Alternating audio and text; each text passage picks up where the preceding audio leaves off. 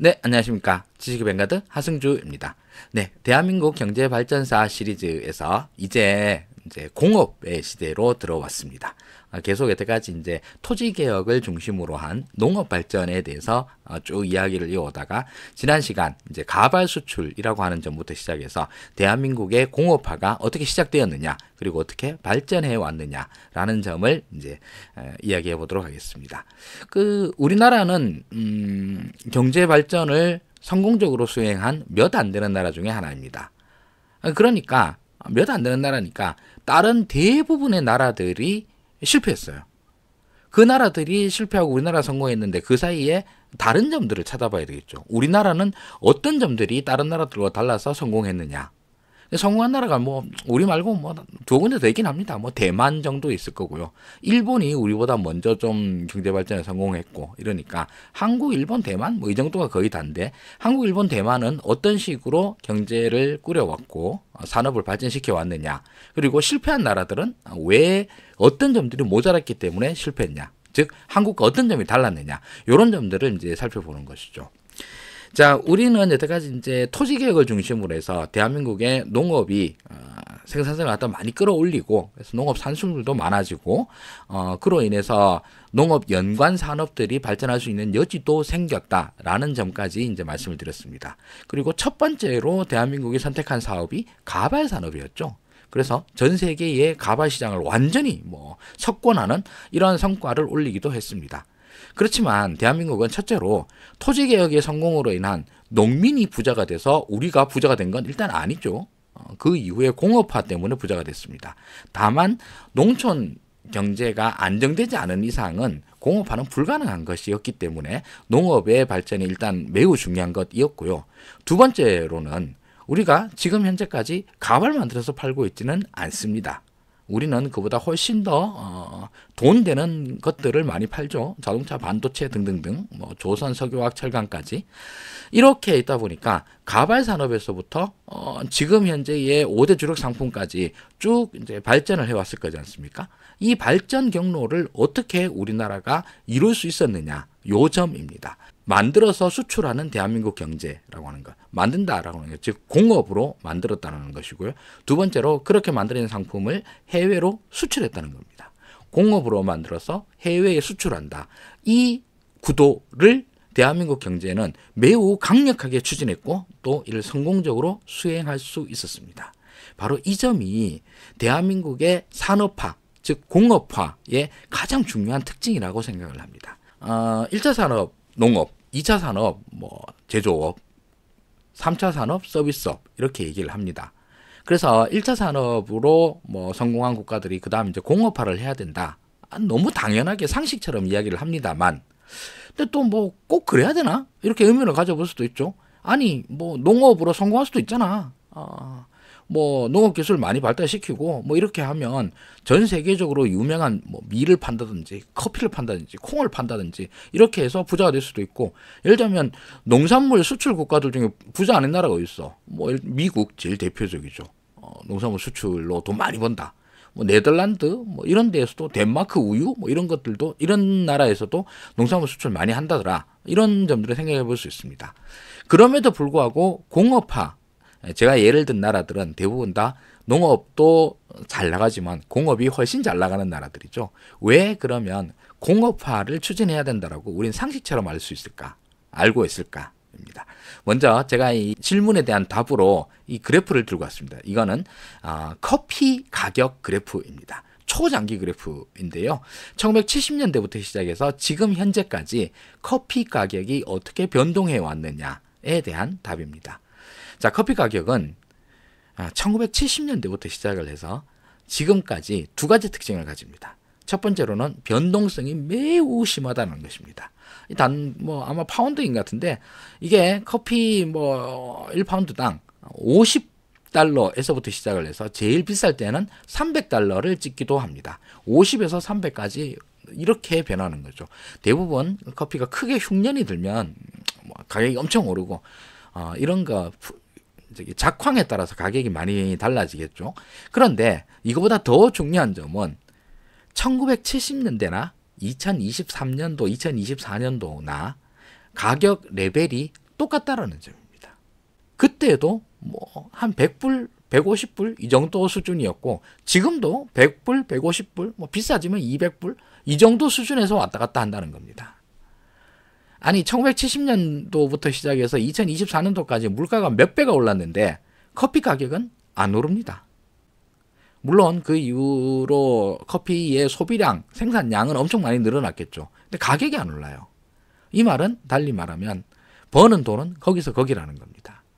그래서 커피 벨트라고 하는 말이 강우량이 적당하고 뭐 산지가 어떻고 이래가지고 커피가 주로 많이 나는 지구의 이제 벨트 이 지역들이 커피로 부자된 나라 아무도 없습니다.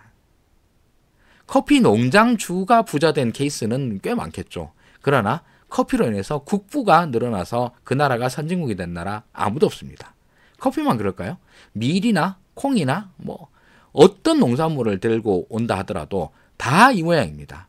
다 절대 가격 레벨 자체가 그냥 거기서 거기라는 거죠. 이게 농산물로 인한 국가 발전 계획을 잡는데 엄청난 애로점 첫 번째고요. 두 번째로는 가격 변동이 너무 심하다는 겁니다. 일단 가격이 뭐 6배나 왔다 갔다 한다고 그러는데 이 어느 해는 갑자기 뭐 300불 갔다가 그 다음에 100불 떨어지면 3분의 1 토막이 나는 거예요. 야, 이거 이런 식으로 국가의 만약 기간 산업이 왕창 변하고 하면 경제의 어떤 그 국가 경제 전체가 너무 심한 변동성을 감내해야 되죠. 뭐 비싸다 싶어가지고 아니 가격이 좋네 싶어가지고 투자를 했다. 근데 그 다음에 가격 폭락 망한다. 뭐 이런 식으로 안정적인 경제 운영을 하기가 너무 힘들어지는 것이 또 농업의 문제이기도 합니다. 그리고 뭐 비가 오냐 안 오냐, 날씨가 어떠냐에 따라서 생산량이 너무 크게 변한다라는 점들도 농업이 가진 치명적인 약점들이죠. 그래서 공업을 해야 되겠다라고 다들 생각을 합니다. 그래서 우리나라도 공업화를 하자. 이렇게 대부분의 개발도상국들은 이런 정책을 추진을 하고 실제로 국민들도 이에 많이 호응을 하죠. 그래서 공업화를 하자. 그런데 실제로 공업화에 성공한 국가는 거의 없단 말이죠. 여전히 대부분의 국가에서는 첫 번째로 토지개혁이 안 돼서 대부분의 농민들이 여전히 대형 농장의 농업 임노동자로 살거나 예를 들면 뭐 필리핀의 바나나 농장에서 거기서 이제 임금 노동자로 사는 거죠. 엄청 힘들고 극도로 저임금에 시달리고 있는 이런 삶을 살거나 아니면 뭐 지금도 소작을 하거나 이런 식입니다. 이렇게 되면 국가의 어떤 국부의 제일 큰 부분을 지주들이 들고 있고 이 지주들은 또 공업화에 시큰둥합니다. 안 하려고 그럽니다. 일단 여기에서 공업화에 공장 이곳저곳에 세우고 이런다 그러면 그 공장으로 노동자들이 빨려 들어가면 일단 자기 농장에 일할 노동자들이 빠져나가는 거잖아요. 일단 이것도 싫고 공장에서 임금 더 준다 그러면 여기서 농장에서 그 힘든 일을 할 사람 누가 있겠습니까? 다 빠져나가니까 공장에서 공업화 성공해서 국민들의 소득이 높아지는 것을 지주들은 싫어해요. 자기가 돈 버는 게 좋지 국가 전체에 돈 번다라고 하는 거는 나는 손해를 본다라는 전제가 됩니다. 그래서 지주의 이익과 국가의 이익이 잘 충돌을 합니다. 그래서 토지개혁을 계속 강조를 했던 것입니다. 농업에 기반해서 계속 머물고 있는 국가들은 지주계급이 공업화, 산업화에 대해서 오히려 저항합니다. 그런 나라들 너무너무 많습니다. 동남아 수두룩하고요. 아니 필리핀이 왜 우리나라보다 지금 현재 국민소득이 낮겠습니까? 필리핀은 아직도 지주가 그 나라의 경제적, 정치적 권력을 다 잡고 있어서 그렇습니다. 브라질, 아르헨티나 마찬가지입니다. 거기에도 여전히 대토지 소유자들, 대토지 농장 경영자들이 국민들에게서 제일 큰 경제적 권력을 행사하고 있어서 그렇습니다. 우리나라는 토지개혁으로 인해서 이런 그 세력들이 말 그대로 싹 일소가 되어버린 상황이죠. 자, 그래서 우리나라는 제조업으로, 공업으로 나아가기로 합니다. 실제로 이렇게 자연스럽게 공업으로 이어져 나가는데, 요 그래프는 제조업의 성장률과 그 국가 전체 GDP 성장률을 이제 둘이 똑같이 이제 몇 프로씩 성장했느냐 이걸 놔둔 거 본 겁니다. 거의 대부분의 연도에서 제조업 성장률이 GDP 성장률보다 훨씬 높습니다. 즉 제조업의 성장이 국가 GDP 전체 성장을 갖다가 끌고 올라오는 이런 형식이라는 거죠. 그래서 제조업의 성공이 대한민국의 경제 성장을 이루었다라고 간단히 이야기할 수 있습니다. 이건 뭐 특히 이 제조업 성장률이 엄청나게 높았던 건 1970년대 있죠. 뭐 당연히 그렇죠. 그때는 성장이 일단 기반 자체가 너무 없기 때문에 조금만 더 하면은 뭐 성장률 자체로는 왕창 늘어나는 거죠. 자, 그런데 우리나라는 그 이후로도 꾸준히 고성장을 지속해온 매우 모범적인 국가이죠. 자, 다음 그 공업화, 아까 이제 농업화의 단점을 말씀드렸는데 이번에는 공업화를 하면 뭐가 좋은가 요 점입니다. 첫 번째로는 공업은 아무래도 기술 혁신이 빠르죠. 농업도 마찬가지로 농업 기술을 혁신하기 위해서 여러 가지 노력들을 합니다만 농업 기술의 혁신보다 공업 기술의 혁신이 훨씬 더 빠르죠. 우리 공업에서 제일 대표적인 자동차 공업 같은 경우, 자동차 공업을 처음에는 우리나라에서도 뭐 시발 자동차 같은 걸 드럼통 뭐 펴가지고 깡깡깡 두드려서 뭐 한 대 두 대 겨우 만들어서 이렇게 엔진 붙여가지고 만들어서 팔고 하던 데에서 지금 뭐 현대자동차는 연산 800만 대를 만들어서 파는 수준이 됐지 않습니까? 이 정도의 생산성의 혁신이 자동차 공업에서는 가능합니다. 농업에서는 이게 가능할까요? 당연히 말도 안 되죠. 그리고 공업은 규모의 경제가 가능합니다. 말씀드렸다시피 자동차 공업이 대표적이죠. 그리고 산업의 연관 효과가 비교할 수 없습니다. 농업을 갖다 잘 발전시키기 위해서 필요한 거 뭐 있어? 그러니까 일단 뭐 호미, 괭이 이런 농기구가 필요하고요. 두 번째 요거 좀 지나면은 뭐 경운기, 트랙터, 농기계가 필요하고요. 그 다음에 농약이 필요하고 비료가 필요합니다. 자, 됐어요. 뭐 그 다음 비닐하우스 만듭니다. 뭐 요 정도? 여기서 끝이에요. 그리고 좀 더 나가서 뭐 드론을 하네 뭘 하네 뭐 이런 게 있습니다만은 공업의 연관 효과 한번 생각해 보십시오. 석유화학 공업을 한번 발전을 시켜놨다. 이랬더니 이걸로 인해서 원료를 정제해서 휘발유, 경유 이런 걸 만들어서 팔기도 하고 나프타 이런 걸 만들어서 오만 뭐 플라스틱 제품, 비닐 제품들 다 만들 수 있는 기반이 되기도 하고 뭐 석유화학 공업이 가지는 산업적 연관 효과와 농업이 가지는 연관 효과 비교할 수 없죠. 자동차 마찬가지입니다. 자동차 하나 잘 만들어 들기 위해서 부품이 2만 개가 필요하다. 그렇게 해서 모든 부품들 만드는 거에다가 거기다가 자동차를 만들어 놨더니만 보험 사업 필요하고요. 그 이후에 정비 사업 하는 거, 자동차 정비하는 거 또 필요하고 뭐 그 정비를 하려고 그러니까 부품이 있어야 하니까 부품 산업 또 발전을 하고 등등등등. 이걸 잘 해놨더니만 그 다음부터는 이게 뭐 자동차를 통한 모터 스포츠로 간다든지 튜닝을 간다든지 연관 효과를 한다 그러면 말 그대로 무궁무진해지는 거죠. 이러다 보니 국가 전체의 경제가 다 발전하는 효과는 공업이 훨씬 크다라는 겁니다. 그리고 교육 조건이 개선된다. 즉 공업을 통해서 수출이 가능하다. 이런 말이고요. 그래서 공업이 발전되면 공업은 혁신이 팍팍팍팍팍 이루어집니다. 즉 공업에다가 사람 넣고 그 다음에 자본 때려넣고 기계사 넣고 이러면 이 공업의 생산물 자체가 팍팍팍 늘어나는 거다 보니까 이로 인해서 투자도 더 많이 일어나고 뭐 당연히 그러다 보니 경제 전체가 다 발전을 하고 뭐 고용도 당연히 훨씬 늘어나고 그렇게 해서 처음에는 저임금에 시달리겠지만서도 이 공업이 점점 고도화됨에 따라서 노동자들의 임금도 올라가고 이런 선순환 구조가 계속 이루어질 거다라는 거죠. 그래서 공업화를 다들 하고 싶어 합니다. 모든 나라들이 이걸 다 압니다. 그럼에도 불구하고 이 공업화에 성공한 나라들이 별로 없습니다. 그럼 우리는 왜 성공했고 대부분의 다른 나라들은 왜 실패했을까요? 공업화를 그 비슷한 시기에 추진한 거의 대부분의 다른 나라들과 우리나라가 다른 면이 있습니다. 공업화라는 측면에서. 99%의 다른 나라들은 대부분 다 할 때 수입 대체형 공업화를 추진합니다. 반면 우리나라는 수출 지향형 산업화 공업화를 추진합니다. 다른 나라는 수출 지향형 공업화 하나요? 안 했나요? 거의 한 나라 없습니다. 우리나라만 했습니다. 그리고 대만 정도 했습니다. 그러다 보니 딱 나오네요. 성공적으로 성공적으로 산업화를 이룬 나라들은 수출 지향형 공업화를 추진했고 실패한 데는 다 수입 대체형을 했습니다. 수입 대체형 공업화를 해서 실패한 나라들 예를 들어볼까요? 제일 대표적인 예가 인도입니다. 인도가 그렇고요. 브라질, 아르헨티나 그렇고요. 그리고 동남아시아의 여러 국가들도 그렇습니다. 자, 그래서 요거를 나름 그래프로 그려보면 우리나라는 수출을 지향했다라는 게 숫자로 그냥 바로 딱 나옵니다. 지금 이게 연대별 수출 증가율이라고 하는 제가 자료를 찾았는데 1960년도에 매년 우리나라의 수출 증가율이 38%입니다. 평균적으로 38% 수출이 증가를 합니다. 70년대는 35%, 20년 동안 매년 수출 증가율이 30%가 넘습니다. 세상에 이런 나라가 어디 있습니까? 즉 만드는 대로 있는 대로 다 수출에 쏟아부었다라는 말입니다.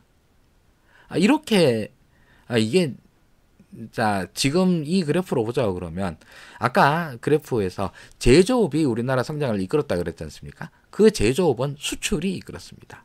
대한민국이 그렇게 제조업을 만들어서 제조업을 부흥시켜서 만든 물건들은 있는 힘껏 해외에 수출하는 구조였던 것입니다. 주요 수출 품목 이것도 자료를 한번 찾아봤는데 1960년도에 우리나라의 1등 수출 품목이 철광석이었답니다. 2등이 중석, 이 중석이 텅스텐이죠. 우리나라 중석이 좀 낮으니까요. 생사, 비단 그 원료, 실 이거고 무연탄 팔고요. 광물 팔았습니다. 왜? 팔 수 있는 게 아무것도 없으니까요. 자, 그러다가 1980년이 되면 여기에서 1등 수출 품목이 의류가 되고 철강이 됩니다. 의류, 철강 이런 것들로 많이 바뀌죠. 그리고 2000년대가 되면 우리 다 알다시피 반도체, 자동차 뭐 이런 것들, 조선, 석유화 이런 쪽으로 이제 산업 구조가 업그레이드가 됩니다. 즉 1960년도에 우리나라는 철광석과 중석을 팔던 나라가 1980년, 20년 이후에는 의류와 철강, 신발 뭐 이런 것들을 파는 나라가 되었습니다. 중간에 이제 목재료라고 했는데 목재료가 합판입니다. 합판 만들어서 파는 이런 나라가 된 것이죠. 이렇게 이제 이게 바뀌었는데 이 대부분의 물건들 1960년대부터 시작해서 60년대 이때는 우리나라의 수출 물량 자체가 그냥 없다라고 생각해도 가능한 정도입니다. 워낙 할 수 있는 것도 없고 해도 얼마 못하니까 할 수 있는 게 겨우 이제 광물이었던 거죠. 80년대가 되면 우리나라는 이제 굉장히 수출을 많이 하는 나라였으니까 이제부터는 외국에 팔릴 수 있는 물건들을 만들어서 파는 것이었습니다. 그게 20년 만에 이루어진 변화입니다. 자, 이거는 그 전 세계에서 그러니까 무역 의존도가 높은 나라들을 이제 정리를 한 건데요. 뭐 지도상으로 이렇게 그린 걸 제가 다시 숫자로 바꿔서 엑셀로 다시 정리를 해봤습니다. 국가별로 수출 의존도입니다. 수출 의존도라는 말은 대한민국 한 국가의 연간 GDP 중에서 수출액이 차지하는 비중입니다. 우리나라 연간 GDP가 100이다. 그런데 연간 수출액이 뭐 50이다. 그럼 수출 의존도가 50이다. 이런 식으로 계산하는 거죠. 수출 의존도가 제일 높은 나라는 네덜란드이고요. 네덜란드는 암스테르담이 있어서 네덜란드에서 물건을 많이 만들어서 많이 판다 이게 아니라 암스테르담을 통한 중개 무역을 많이 하기 때문에 이렇게 수출 의존도가 높은 걸로 잡힙니다. 실제로 네덜란드의 산업 품목이 막 다른 나라 수출되고 이런 건 사실은 아니고요. 그 다음으로는 독일이 있고요. 3등이 한국입니다. 독일과 한국은 전 세계의 대표적인 수출 의존도. 수출 더하기 수출에 이제 수출 수입이 있으니까 수출 더하기 수입을 하면 이제 두 개를 다 합치면 무역 의존도라고 그러는데 무역 의존도가 높은 나라는 독일과 한국이 유명합니다. 의외로 일본도 그렇게 수출 의존도 별로 안 높습니다. 일본도 인구가 많다 보니 1억 2천만이 넘지 않습니까? 이러다 보니 내수가 강한 나라입니다. 반면 수출이 강한 나라는 독일, 한국 이런 나라들입니다. 뭐 수출 의존도가 제일 낮은 나라 여기 표에서는 미국이 있습니다. 미국은 수출은 안 하죠. 요즘은 이제 미국 제조업도 뭐 너무 망해가지고 바이든이 이제 오만 난리를 치면서 미국에서도 좀 만들자 그러고 있는데 사실 미국은 진짜 내수 위주의 나라입니다. 우리나라는 이렇게 이 표를 봐서도 아시겠지만서도 수출 지향성이 매우 높은 나라입니다. 이걸 해냈다라는 거죠. 그리고 이게 길이다라고 생각을 했던 것입니다. 그 외에 다른 여러 그때 이제 공업화, 산업화를 추진했던 나라들은 대부분 다 수출 지향형이라고 하는 이런 생각을 거의 안 했습니다. 우리나라에 뭐 지금 수입 뭘 많이 하고 있나 찾아보니까 뭐 의류를 많이 하고 있습니다. 그래, 그럼 우리나라에도 의류 공장 만들어서 의류 만들어서 국민들한테 뭐 옷을 잘 입히자 생각할 수 있죠. 또 뭐가 필요하지? 뭐 예를 들면 우리나라에서는 뭐 자동차 이런 것도 다 지금 수입입니다. 그래서 자동차 만들어 보자. 근데 자동차 우리 만들기 너무 어렵습니다. 그건 뭐 그러면 그 다른 나라 이제 자동차 공장을 유치를 하거나 다른 나라에서 이제 부품 다 들어가고 우리나라 조립만 하고 이런 거 있잖아. 이거 정도는 할 수 있잖아. 이렇게 해서 만들어서 팔면 되지. 라이센스 받아와서 팔면 되지. 이런 정도로 추진을 하는 이런 식으로 해서 자국 내수를 충당하는 쪽으로 대부분 다 생각을 합니다. 왜냐하면 그게 자연스럽기 때문입니다. 수출 지향을 한다라고 하는 건 어렵거든요. 우리나라는 이렇게 이제 무역도 높다 이런 말이고 비슷한 그래프입니다. 자, 수출 지향형 또는 수입 대체형. 수입 대체는 내수를 메꾸기 위해서 공업을 발전시키는 겁니다. 특히나 인구가 많고 자원이 풍부한 나라들은 이 수입 대체형으로 가는 게 너무 자연스럽습니다. 우리나라는 일단 시장 규모 자체도 작고 우리나라 사람들한테 팔아봐야 뭐 얼마 팔지도 못하겠고 이러니까 수출밖에 답이 없다. 이렇게 생각하기도 했고, 두 번째로는 우리나라는 외화가 절실히 필요한 나라였습니다. 왜? 자원이 너무 없다 보니까 자원을 사야 되니까. 당장 외화가 없으면 석유를 못 사고 석유를 못 사면 겨울에 얼어 죽으니까. 무연탄을 떼야 되니까. 그리고 우리나라는 또 결정적으로 북한과의 체제 경쟁이 있기 때문에 북한이랑 경쟁하면서 우리나라는 뭐 비싼 무기도 사야 되고 군대도 유지를 해야 되고 등등 돈이 많이 들어가. 그리고 그거는 외화가 꼭 필요해. 그러려고 그러면 외화를 벌 게 뭐냐? 수출이다. 라고 하는 이런 것들이 필요했죠.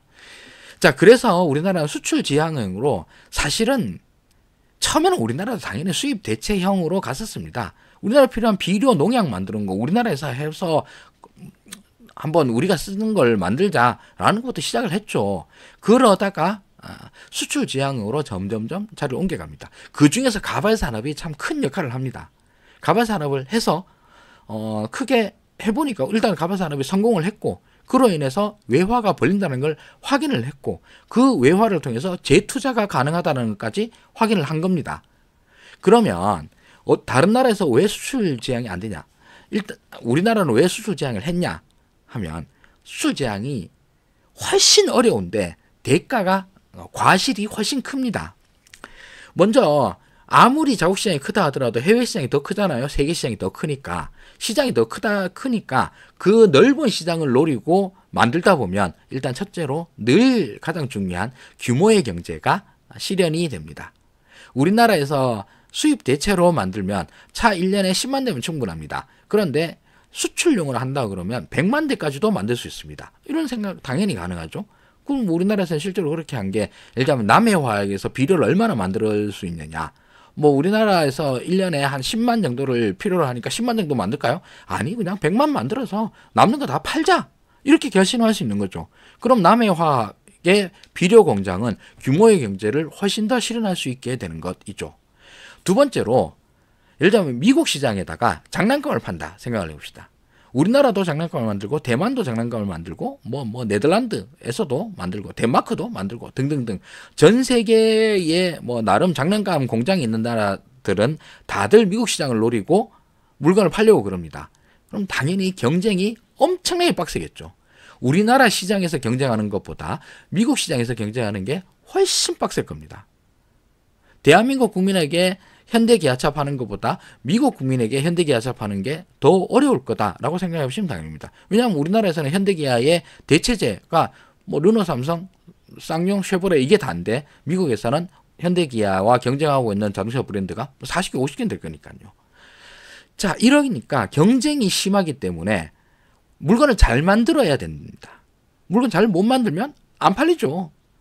미국 사람들한테 못 팝니다. 확실히 싸거나 확실히 물건이 좋거나 둘 다거나 이게 돼야 되는 거죠. 이러다 보니 이걸 하기 위해서 점점점 물건을 잘 만들기 위한 노력을 할 수밖에 없고 그래서 품질이 가격이 생산량이 점점점 좋아지는 것이죠. 세 번째로는 자유무역이 되는 거죠. 물론 뭐 장하준 선생은 보호무역으로 우리가 부자가 됐다 그러는데 그 말은 나중에 언제 한번 제가 반박할 기회가 있을 것 같은데, 어쨌든 수출을 하려고 그러면 일단 자유무역 시스템에 우리가 들어가는 거죠. 그 자유무역 시스템이라고 그러면 그를 통해서 소위 말하는 글로벌 생산 체인에 우리나라가 들어가는 것이고, 이를 통해서 세계적으로 자원이 효율적으로 배분이 되고, 이로 인해서 생산 효율, 소비 효율이 다 극대화되는 효과를 노립니다. 그래서 사회 전체의 효율성이 더 높아지는 거죠. 이를 통해서 수출 지향의 장점이 생깁니다. 이걸 왜 다른 나라에서 하느냐? 깝깝한 거죠. 하려고 그러면. 우리가 미국에 뭐 팔지? 생각을 하면. 한국이 가발 만들어 성공했답니다. 우리도 가발 한번 해볼까? 한국이 뭐 꽉 잡고 있는데요. 아, 그래, 힘들다. 하지 말자. 뭐 하죠? 사실 미국 시장에 뭔가 물건을 팔겠다라고 결심을 한다고 그러면 깝깝합니다. 지금 현재 장난감 같은 건 좀 쉽잖아. 중국 애들이 꽉 잡고 있는데요. 우리가 중국보다 싸게 만들 수 있나? 깝깝하네. 이런 생각 들죠. 의류? 아니, 미국 사람들한테 나이키 말고 우리나라에서 만든 걸 사세요라고 얘기할 수 있나? 역시 힘든 문제인 거죠. 그런데 우리나라는 그 힘든 걸 뚫고 어떻게든 해내려고 해서 성공을 합니다. 그래서 대한민국은 수출을 성공을 했고, 그로 인해서 사회 전체의 경제적인 성장을 크게 이끌어낼 수 있었습니다. 이게 다른 나라들이 못할 이유라고. 진짜 어처구니 없지만서도 하기 어려워서 그렇습니다. 우리나라가 수출 지향형 경제 구조를 통해서 크게 성공한 이유, 하기 어려운 걸 해냈기 때문입니다.